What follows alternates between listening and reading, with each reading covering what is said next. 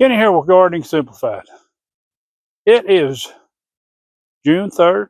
We're out here in the garden and we're going to look at the sweet potatoes. All right, there they are. For those of you that remember when we put these slips in short time back, and when I say sweet potatoes are one of those you don't have to take and weed, you can see why. You weed them till they start to get covering out, and then that's it. The only problem you got is keeping these runners contained. Out here on this side, I got my watermelons, and they're going to come on. Definitely, we got to get the weeds out here. But I had to come out here and run all these runners back because they're trying to take over. Now, I don't care if they fight after they get a little bit established, but with them that small, it's going to be hard for these watermelons to compete with a sweet potato. Now, we have 3 different varieties here, and I'm going to show you something here about this.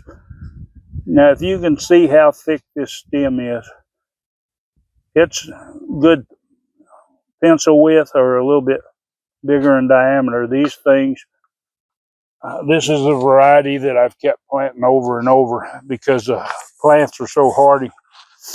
They just they go crazy. And another thing about sweet potatoes, once they start going, they make these beautiful little trumpet blooms on here. And they're all up in. Certain varieties do it more than others. Now all of these look really good this year, and I'm trying to remember what I had where. That these stems here are smaller, they're not quite as big. And then these on the Covington, I do know these are the Covington, they're even smaller stems on them. And on that one orange variety, or if you want to say yellow, it's more of a orange color, but it's always been hardy like that. It just takes off and it goes. The purple variety, it does good. Normally it's not quite as hardy as the other one, but they love this bed up here. And for one, they don't like to compete with weeds when they're small. So once you get them like this, it's just a matter of letting them go. Now, these are already probably somewhere around 14, 16 inches to the ground. By the time this is finished, these will be up there probably about 3 feet of just covered up vines. They'll keep wanting to grow over and grow over and grow over, and they'll just keep going and going. The only thing you got to watch now for here, I've got to watch where I've got my fabric down, which I can't really watch it a lot.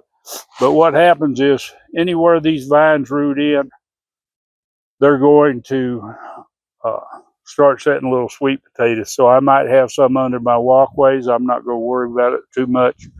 One thing I want to say about sweet potatoes, and if you don't have any slips and it's late to get slips, if you know someone that's growing sweet potatoes, you can take this vine and you can cut it between each one of these leaf nodes here and just plant this.